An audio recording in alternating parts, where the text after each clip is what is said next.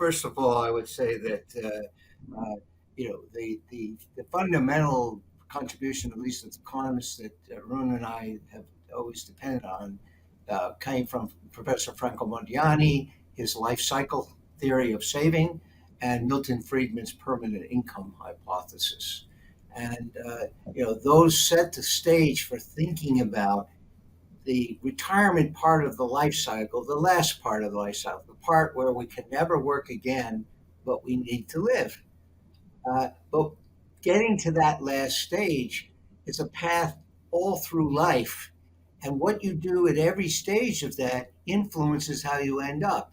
You certainly don't want to be sort of living your whole life so you can have a great retirement. So you don't want to live on dog food while you're working and dine on crystal when you retire. But at the same time, you don't want the reverse.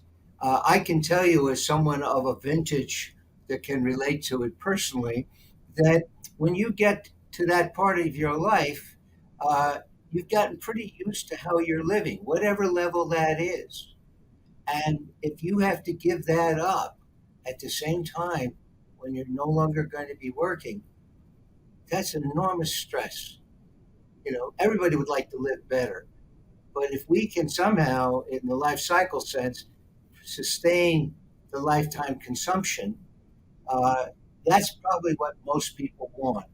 And if you look at the design that came out of this, that's what it's all about. It's about trying to create a standard of living that people have become accustomed to during their work life, and try, at least as a goal, to get them to be able to sustain that for the rest of their life.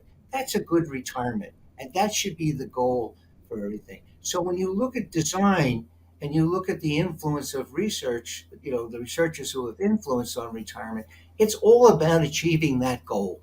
And whether you use Social Security as one of the pieces, or whether you use housing finance as another piece, as well as, of course, private pensions and personal savings, those are the vehicles for achieving this. But we should never take our eye off what the purpose of all of this is, which is a good retirement. And I'll just add a few more bullet points to what Professor Merton said. Uh, this is an area in which, in addition to Professor Merton, many other Nobel Prize winners have been playing an active part. Professor William Sharpe, who developed the theory of the capital asset pricing model, he is actually a supporter of this instrument, and he was very excited when he heard that Brazil is launching it.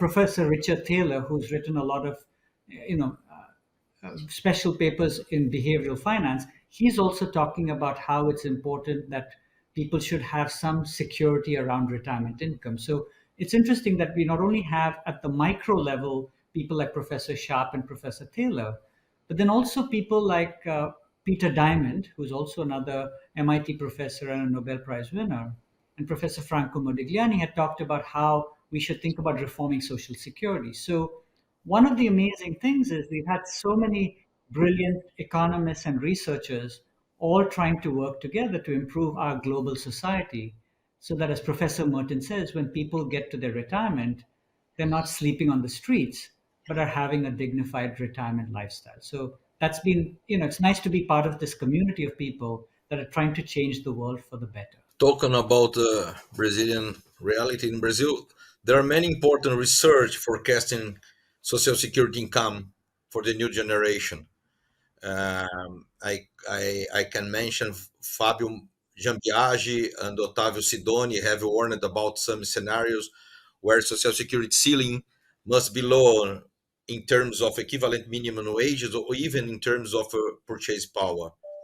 Also, Fernando Neri has extensive research on Brazilian social security challenges.